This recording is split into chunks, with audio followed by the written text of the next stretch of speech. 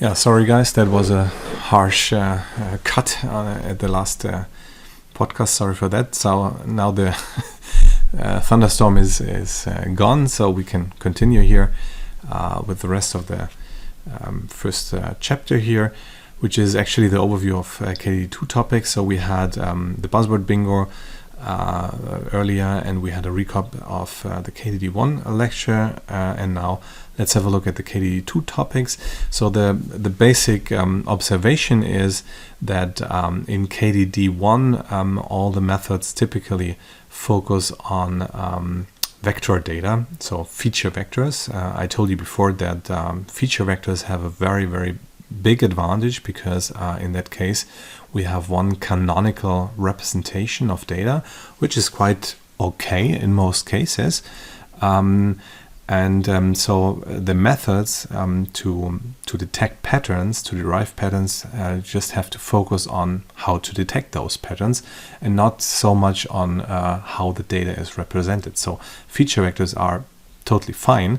However, very often in real-world applications, feature vectors are not the right representation. Yeah? So very often it is very hard to find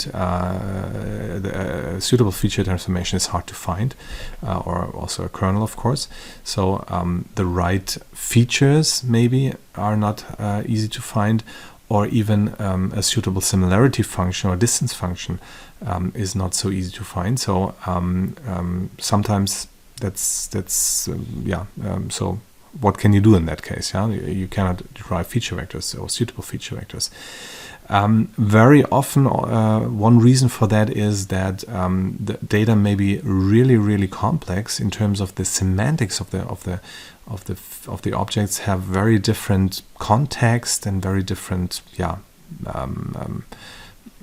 things and applications and aspects, and a simple feature vector, which is actually a table.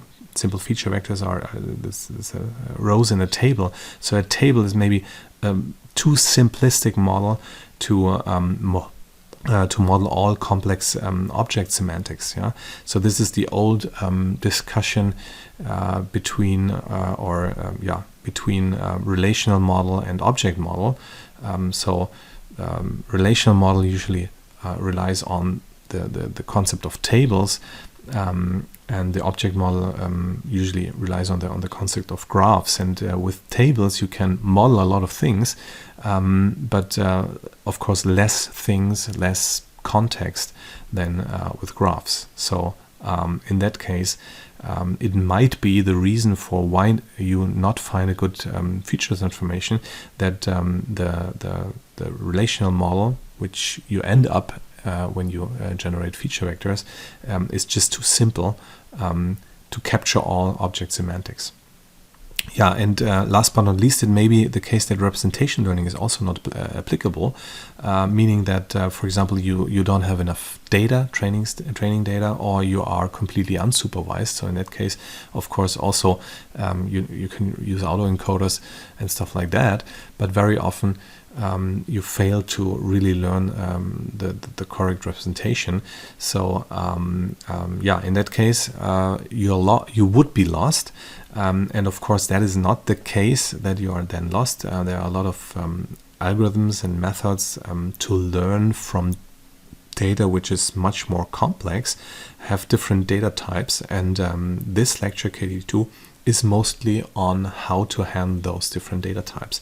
And we will focus on first of all, where does the data complexity come from? What are those different data types? And that's actually what we are also focusing here in the lecture.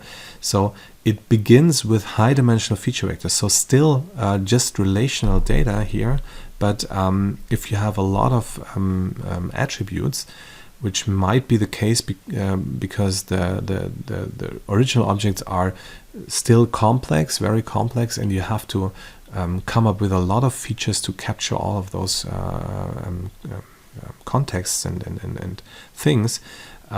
So you end up in high-dimensional data, and high-dimensional data has a lot of problems which we have to take care, and we will take care in this lecture, of course.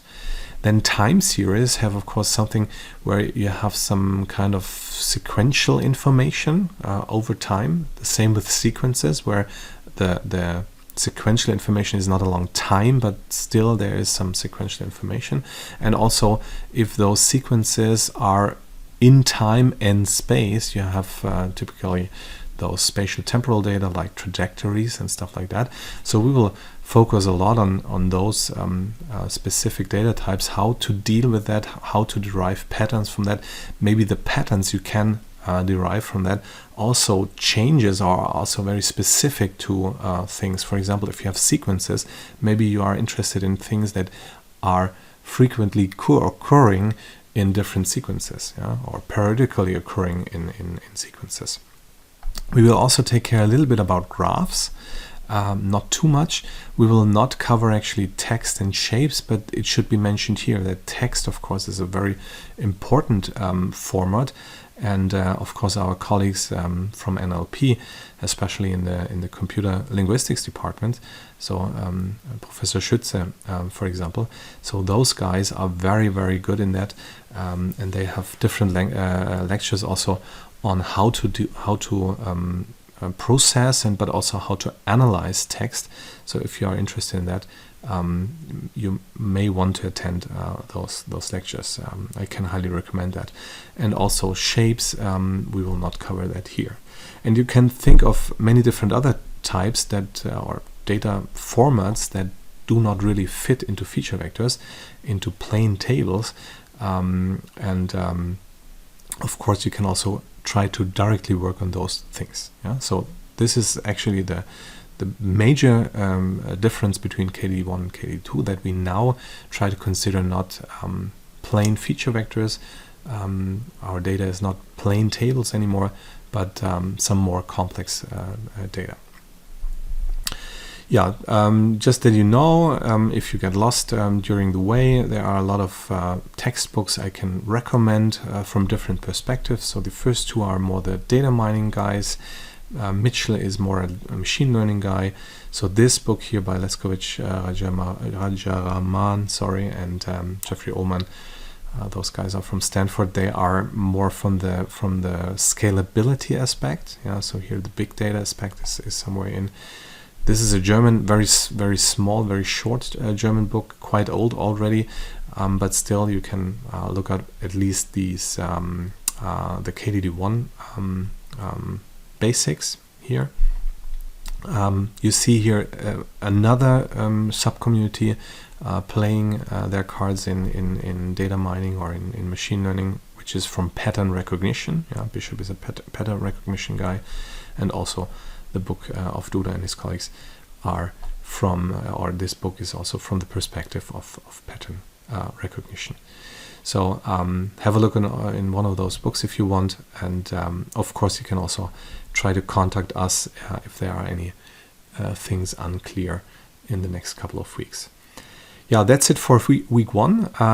I hope you will enjoy the whole thing, and hope to talk to you next week, and stay healthy, and see you. Stay tuned.